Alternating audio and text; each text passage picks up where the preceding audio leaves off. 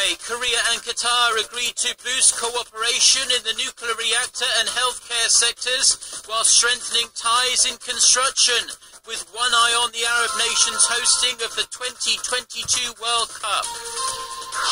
China hints at holding a summit with North Korea soon. Beijing's top diplomat says their bilateral ties have a strong foundation that can't be broken by temporary events. First two men are charged with the murder of the Kremlin critic Boris Nemtsov, and three other suspects appear before a court in Moscow. Daybreak begins now.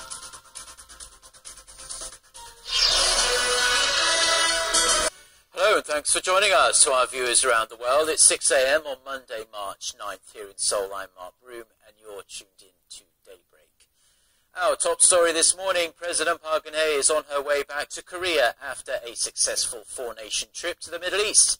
On her final stop in Qatar on Sunday, the Korean leader held talks with the Arab nation's emir to discuss ways for Korea to take part in his country's preparations for the 2022 World Cup.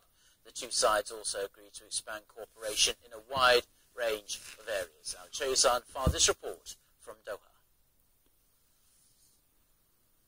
Qatar, the host of the World Cup in 2022, plans to spend $100 billion to build facilities, railway and roads ahead of the international sporting event.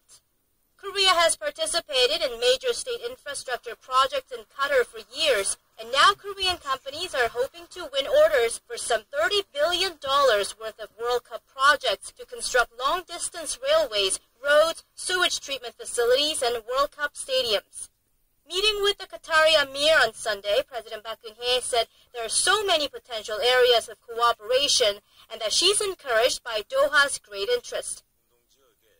We believe Korean companies have an advantage in entering the Qatari market because their know-how and technology and infrastructure projects in the Middle East are highly noted. The Qatari Emir said his country is ready to further develop and solidify the bilateral cooperative relationship. Seoul and Doha are also seeking to increase their investments in each other's economy. The leading Qatar Investment Authority Fund is reported to be interested in several Korean projects and is negotiating a $2 billion investment venture with the Korea Investment Corporation to enter a third country together. In the service sector, the two leaders have agreed to systemize the training and hiring of Korean workers in Qatar's airline, education, and healthcare industries as the word has spread about Koreans' work ethic and credibility. Seoul and Doha have also agreed to strengthen cooperation in the fields of nuclear energy and healthcare. From nuclear energy, agriculture, to cultural contents development, President Park has laid the groundwork to expand cooperation with the Middle East during her regional tour. She returns to Seoul on Monday. Choi-san, Arirang News, Doha. Now, President Park is going to have to overcome her jet lag pretty quick as she has a number of pressing state issues at hand.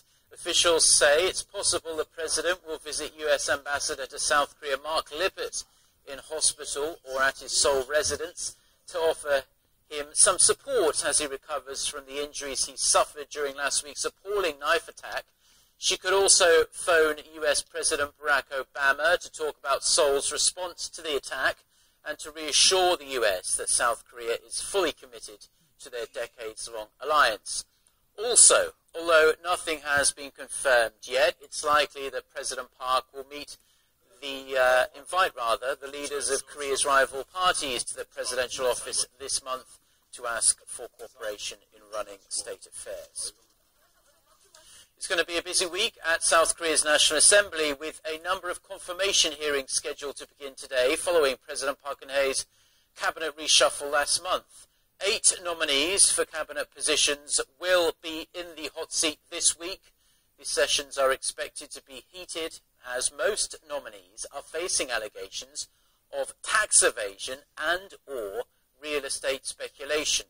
Monday's hearings will be for the nominees to head the Ministry of Land, Infrastructure and Transport and the Ministry of Oceans and Fisheries.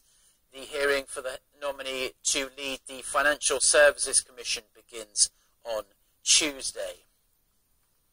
A summit between the leaders of China and North Korea could be on the cards soon after Beijing's top diplomat said President Xi Jinping and Kim Jong-un could meet at a time when it is, quote, convenient. Chinese Prime Minister Wang Yi said the two countries have a strong foundation and should not be affected by what he called temporary events. Kim is expected to travel to Russia this May for an event marking the 70th anniversary of the Soviet Union's victory over Nazi Germany in World War II. The North Korean leader has not made the short trip to China since taking power in 2011. A US think tank is urging Washington to refocus its attention on North Korea's nuclear ambitions, saying efforts to solve Iran's nuclear matters have been distracting the United States of late. Nautilus says the US should strengthen its monitoring of Pyongyang's nuclear weapons programs and use its international clout to stop the North upgrading its nuclear capabilities. The report also says that North Korea's nuclear stockpile consists of between 7 to 16 warheads. According to diplomatic sources in Washington, the US might push for direct talks with North Korea next month. However, the sources note that the Iranian nuclear issue is more of a priority for now.